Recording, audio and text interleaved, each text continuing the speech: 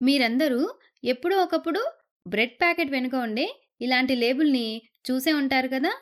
మనం గత వీడియోలో ఒక విషయం నేర్చుకున్నాం. మొక్కల్లోని రకరకాల భాగాలను ఆహార వనరులుగా ఉపయోగిస్తాం. అంటే మొక్కల భాగాలను ఆహారం తయారీలో ముడి పదార్థాలుగా వాడతామని కూడా అనచ్చా? ఈ విధంగా వివిధ రకాల ఆహార పదార్థాలను తయారు చేయడానికి మనకు వివిధ రకాల పదార్థాలు కావాలి.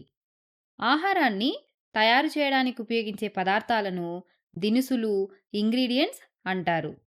ఇవి ఇంట్లో చేసిన వంట కావచ్చు, లేదా బయట దొరికే ప్యాకేజ్డ్ ఫుడ్ కూడా కావచ్చు. ఈ దినుసులు మనకు జంతువుల నుండి, మొక్కల నుండి మరియు ఇతర వనరుల నుండి కూడా లభిస్తాయి. సరే, ఇప్పుడు మనం రోజూ తినే కొన్ని ఆహార పదార్థాలను ఉదాహరణగా తీసుకుందాం. వాటిని తయారు చేయడానికి ఏమేమి ఉపయోగిస్తారో, అంటే వాటిలో ఉండే ముఖ్యమైన దినుసులు, ఇంగ్రీడియెంట్స్ ఏంటో చూద్దాం.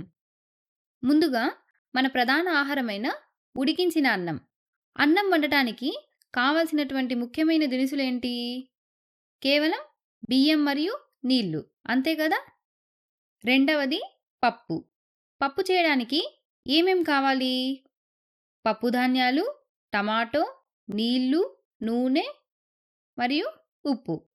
అలాగే ఈ వంటకం రుచిగా ఉండటానికి రకరకాల సుగంధ ద్రవ్యాలు కూడా వేస్తాం.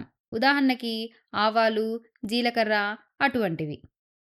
అదేవిధంగా రొట్టె లేదా చపాతీ చేయడానికి ప్రధానంగా ఏం కావాలి? గోధుమ పిండి లేదా మైదా. ఖచ్చితంగా నీళ్లు కావాలి కదా! ఉప్పు కావాలి. కొన్నిసార్లు మనం చపాతీ మీద కొంచెం నూనె లేదా నెయ్యి కూడా రాస్తాం కదా! సరే, తర్వాతి ఐటెం కోడికూర. దీనిలో ఉండే ముఖ్యమైన దినుసులేంటి? ఖచ్చితంగా కోడి మాంసం, తర్వాత ఉప్పు, ఇంకా మసాలా దినుసులు. ఇవి మనకు మొక్కల నుండి వస్తాయి కదా! ఆ తర్వాత నూనె. మనం ఇష్టాన్ని బట్టి రకరకాల నూనెలు వాడుతాం. చివరగా వండటానికి సరిపడా నీళ్లు కావాలి. ఈ ఆహార పదార్థాలన్నీ మనం ఇంట్లో తయారు చేసుకునే వంటకాలే కదా!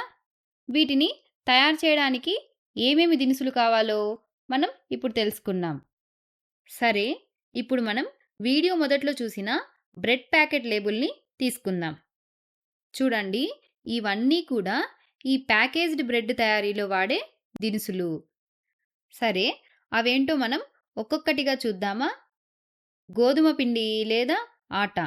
ఇక్కడ 50% అని రాసి ఉంది. ఆ తర్వాత శుద్ధి చేసిన గోధుమ పిండి అంటే మైదా. ఇది కూడా 50% అని ఉంది.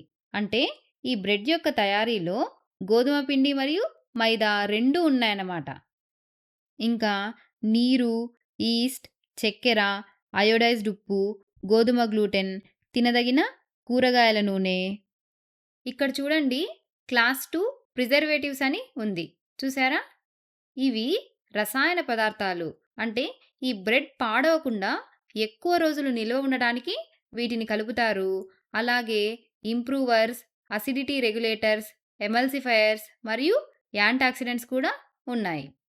ఇవన్నీ సింథటిక్ లేదా రసాయన పదార్థాలు. ఇవి కూడా బ్రెడ్ తయారీలో భాగమే. కాబట్టి వీటిని కూడా మనం బ్రెడ్ యొక్క దినుసులనే అంటాం.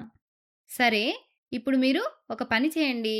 మీరెప్పుడైనా కిరాణా షాపులో ఏదైనా ప్యాకెట్‌లో ఉన్న ఆహారాన్ని కొన్నప్పుడు దాని వెనక ఉన్న ఇంగ్రీడియెంట్స్ లిస్ట్‌ని ఖచ్చితంగా చెక్ చేయండి.